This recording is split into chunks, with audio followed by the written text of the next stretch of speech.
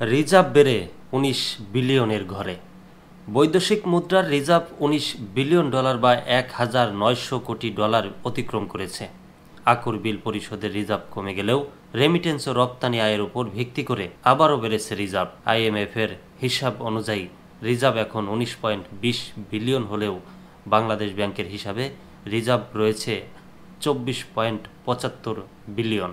আজ বৃহস্পতিবার ১২ ডিসেম্বর বাংলাদেশ ব্যাংকের হালনাগাদ প্রতিবেদন থেকে এ তথ্য পাওয়া গেছে। প্রতিবেদনে বলা হয়েছে, গত ১১ নভেম্বর আকর মাধ্যমে আমদানি পণ্যের সেপ্টেম্বর ও অক্টোবর মাসের বিল বাবদ ১.৫০ বিলিয়ন ডলার পরিশোধ করে বাংলাদেশ। এর ফলে রিজার্ভ কমে ১৮.৪৫ বিলিয়ন ডলারে নেমে যায়। গত এক মাসে বিদেশি মুদ্রার এই সঞ্চয় বাড়তে বাড়তে আবারও তা ১৯ বিলিয়ন ডলার অতিক্রম করেছে।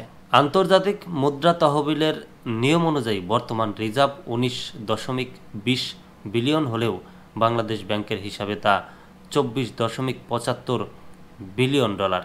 বিশ্বব্যাংকের ঋণ পেলে চলতি ডিসেম্বর মাসেই রিজার্ভ ২০ বিলিয়ন ডলার ছাড়াতে পারে। বর্তমানে ব্যবহারযোগ্য রিজার্ভ ১৪ বিলিয়ন ডলারের ঘরে রয়েছে। কোনো একটি দেশের ন্যূনতম ৩ মাসের আমদানি খরচের সমান রিজার্ভ থাকতে হয়। সেই মানদণ্ডে এখন বাংলাদেশ শেষ প্রান্তে রয়েছে। এ বিষয়ে বাংলাদেশ ব্যাংকের নির্বাহী পরিচালক ও মুখপাত্র হোসনে আরা শিখা বলেন, রিজার্ভ চলমান একটি বিষয়, একবার কমবে আবার বাড়বে। তবে এখন প্রবাসী আয়ের প্রবাহ ইতিবাচক আছে, রপ্তানি আরও বাড়াচ্ছে।